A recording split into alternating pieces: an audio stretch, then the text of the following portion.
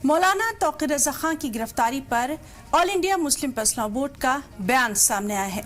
मौलाना तौक़ीर रज़ा खान और दीगर गिरफ्तार मुजाहिरीन को फौरी रिहा किया जाए। All India Muslim personal law board की मांग है, मुसलमानों का पुरअमन एहतजाज कोई जुर्म नहीं है।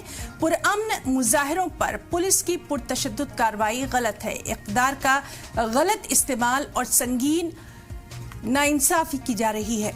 All India Muslim personal law board ने मौलाना तौक़ीर रज़ा खान और दीगर लोगों की गिरफ्तारी, यूपी के सीएम योगी आदित्यनाथ के धमकी भरे बयानों और पुलिस के बदले की भावना रखने वाले रवैये की सख्त मजम्मत की।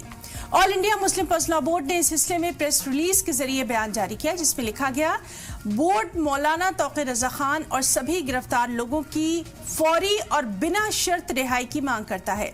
बोर्ड ने कानपुर वाक़े की मुखालिफत में हो रहे मुल्क भर में पुरअमन मुजाहिरों पर पुलिस की पुरतशद्दुद कार्रवाई पर भी गहरी तशवीश का इजहार किया। All India Muslim personal law board के तर्जुमान डॉक्टर SQR इलियास ने एक प्रेस बयान में मौलाना तौक़ीर रज़ा खान और दीगर पुरअमन मुजाहिरीन की गिरफ्तारी पर इजहार तशवीश किया। साथ ही कहा कि कानपुर वाक़े के खिलाफ मुसलमानों का पुरअमन एहतजाज कोई जुर्म नहीं है और पुलिस का ये गैर जिम्मेदाराना और जारहाना रवैया इक़्तिदार का गलत इस्तेमाल और संगीन नाइंसाफी है।